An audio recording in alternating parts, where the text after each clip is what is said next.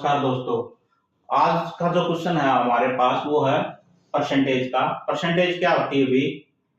जैसे ये बोलते कि भी 9%। 9% का मतलब है 100 का 9वां भाग।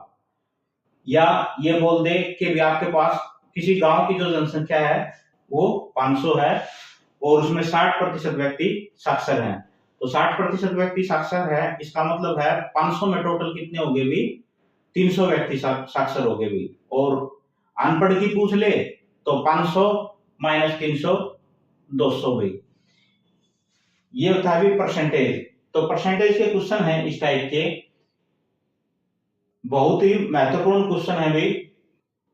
एक आयत की लंबाई को 20% से बढ़ा दिया जाता है तथा उसकी चौड़ाई को 15% कम कर दिया जाता है, तो उसके क्षेत्रफल में प्रतिशत परिवर्तन ज्ञात कीजिए।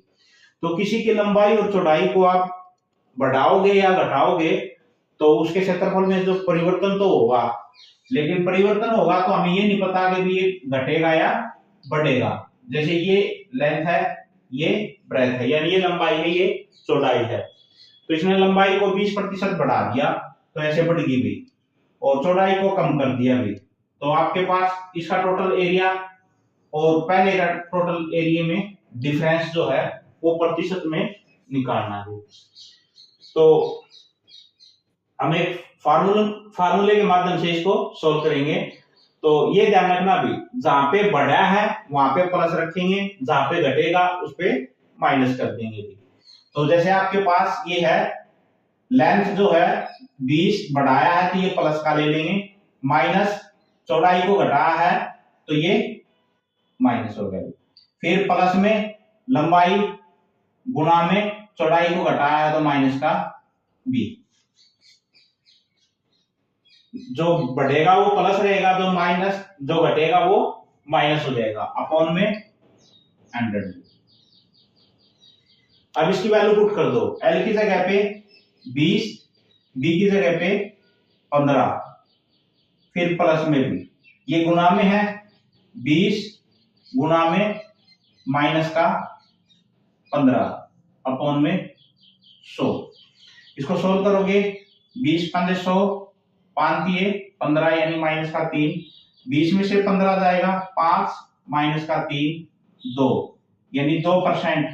देखो अब यहाँ पे प्लस को आ गया तो इसमें जो क्षेत्रफल में परिवर्तन होगा तो 2% की वृद्धि होगी भी क्षेत्रफल में। अगर माइनस आ जाता है यहाँ पे तो 2% की कमी होती है भी।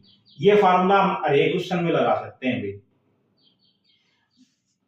बाय चांस एक क्वेश्चन ये भी बन सकता है अभी कि भी किसी आयत की लंबाई 12 सेंटीमीटर है और उसकी चौड़ाई 8 सेंटीमीटर है और उसकी लंबाई और चौड़ाई में 20% की वृद्धि कर दी जाए। तो जो दे रखा है 12 और 8 उसको बोल दिया 20% की वृद्धि कर रखी है, यानी लंबाई भी 20% बढ़ा दी और चौड़ाई भी 20% बढ़ा दी। तो हम इसमें सीधा कैसे करेंगे, दोनों बढ़ाई है तो दोनों प्लस के हो जाएंगे भी। प्लस में 20 गुणा में 20 अपॉन में 100, ये 0 0 कट गई, दोनों ये हो गया 40 और 4 44%, यानी उसके जो क्षेत्रफल में प्रतिशत परिवर्तन होगा वो कितना होगा अभी 44 का।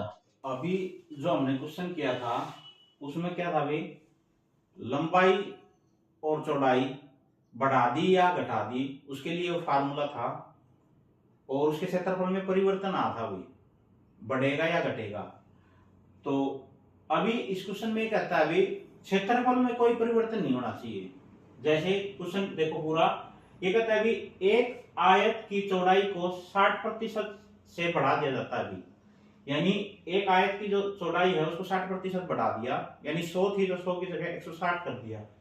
तो उसकी लंबाई को कितना प्रतिशत कम किया जाए, तो उसकी लंबाई को कितना प्रतिशत कम किया जाए कि उसका क्षेत्रफल पूर्ववत रहे, यानी पहले वाला ही क्षेत्रफल रहे।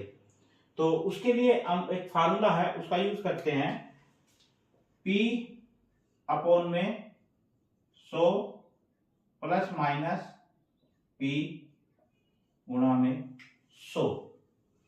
ये फार्मूला क्या कहता है भाई, आप उसमें कुछ भी एक लंबाई या चौड़ाई में से बढ़ा रहे हो या घटा रहे हो और क्षेत्रफल सेम रहेगा, उसके लिए ये फार्मूला है आपके पास।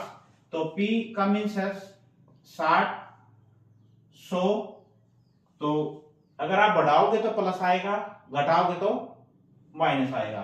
तो हम यहाँ पे बढ़ा रहे हैं तो 60 और गुणा में 100। इसको सोल्व करेंगे हम।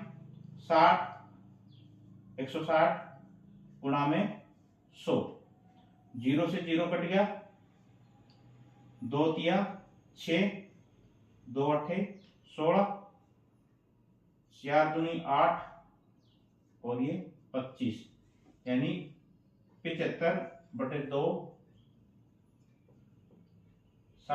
2 तिया 6, 2 7 14, 2 5 10, यानी 37.5%। यानी हम लंबाई को 37.5% कम करेंगे तब उसका जो क्षेत्रफल है वो सेम रहेगा।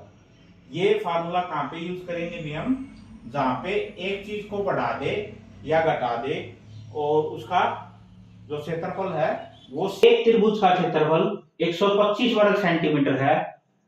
यदि उसके आधार को 20% और उसकी ऊंचाई को 10% बढ़ा दिया जाए तो उसका परिवर्तित क्षेत्रफल कितना होगा।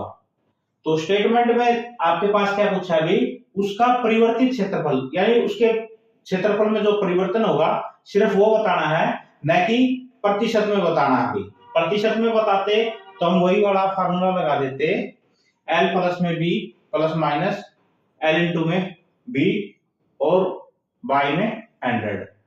लेकिन इसमें सिर्फ क्षेत्रफल पूछा है जो परिवर्तन होगा। तो इसके लिए हम कैसे सोल्व करेंगे, इसका जो फार्मूला होता है त्रिभुज के क्षेत्रफल का वो होता है 1/2 B गुणा में H, यानी B माने बेस, H मीन हाइट यानी आधार गुणा में ऊंचाई। ये दे रखे आपको 125 के बराबर। तो अकॉर्डिंग टू क्वेश्चन करेंगे हम, उसने उसके आधार को 20% बढ़ा दिया, यानी 1/2 गुणा में बेस को कितना बढ़ाया अभी, B गुणा में 120 अपॉन में 100 गुणा में, और ऊंचाई को कितना बढ़ाया अभी 10, यानी 110 100। तो हम इसको ऐसे लिख सकते हैं 1/2 गुणा में B गुणा में H गुणा में 120 100 110 और 100। ये हमने इकट्ठा ले लिया अभी 1/2 B और H 120 गुणा में 100 और 110 गुणा में 100। ऐसा क्यों किया अभी, क्योंकि आपके पास इसकी वैल्यू दे रखी है 125। इक्वेशन नंबर फर्स्ट से यहाँ पे इसकी जो वैल्यू है वो 125 है, यहाँ पे पुट कर देंगे हम 125 गुणा में भी 120 100 गुणा में 110 100। इसको काट देंगे भी, ये 2 0 से 2 0 काट देंगे, 25 पंजे 25 चौके 100, 4 तिये 12, यानी आपके पास कितना आ गया भाई 5 तिये 15 गुणा में 11, यानी 165। यानी जो नया जो क्षेत्रफल होगा वो कितना होगा अभी 165। ये आंसर होगा अभी इसका।